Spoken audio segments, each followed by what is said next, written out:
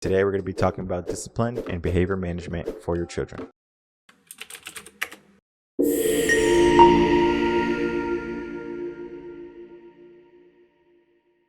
Welcome everyone, my name is Michael Reardon, and today we're going to be talking about discipline and behavior management for your children.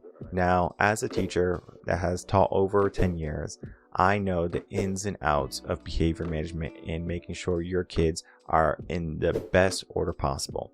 I have found that 2 effective steps are going to be key to making sure your kids are on track. The first is going to be expectations. Now, your expectations can range from knowing what times they can use their phones to knowing how to speak to people. That is going to show that child, okay, this is what is expected to me in the house. This is what is expected to me when I go out in public. This is expected of me when I'm in school. So we learn those expectations, and those expectations actually influence our discipline and our behavior. Because if we find that we are doing the wrong things, we have to also look at, are we creating expectations for them? And so what I tell parents to do is to create a list of expectations. Examples of expectations might be, if you're speaking with a stranger, you're going to want to use manners. So you're going to say, yes, please, thank you. And from there, that's when they learn that discipline aspect.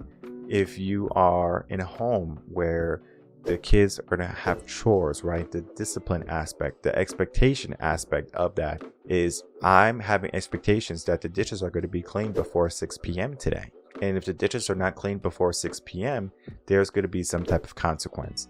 And the consequence doesn't have to be that they don't get their allowance, that they're grounded, or that they're going to be yelled at, or they can't play video games or having a screen time. We have to make the discipline aspect a conversation. When I was growing up, my dad would give us lectures. So if we didn't do something, he would just talk to us. It wasn't, oh, we couldn't play our games. It wasn't that we couldn't watch TV. And I understand there is a problem with that too. And that's where you're going to need a coach. But for the discipline aspect, you just want to create those expectations and say that's the expectation. And we're not going to do anything else until the expectation is followed through. Be there to support them through those expectations. The next step is, after expectations, is you have to understand how you're speaking to your child. This is a difficult one because it's not just you, it's going to be everyone. How are people speaking to and about your child? This is going to range from not only the parents, from the siblings, to the friends, to the teachers. How are they speaking about your child? I was a special education teacher for the final years when I was teaching in the public schools.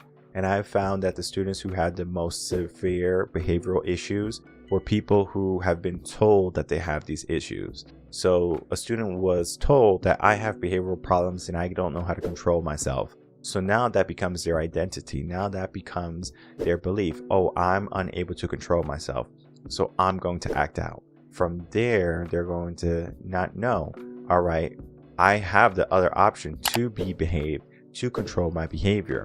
So when I was working special ed, they might say this because a therapist said it, a parent said it. I'm in special needs class, so this is my identity and this is what I have to do. And this is as young as 6 years old is happening.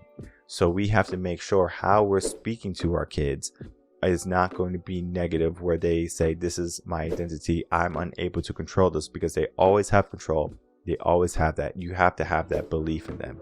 And I have found as a teacher, as long as I can believe in them, every individual has the ability to be disciplined and to be well behaved. There's no bad child in school. If you ever hear a teacher say that there's a bad kid, or a kid who is rambunctious or doesn't know how to control themselves, it's because that teacher and that parent doesn't know how to effectively manage that child. What happens at that point is that the teacher gives up and the parent just continues to not know.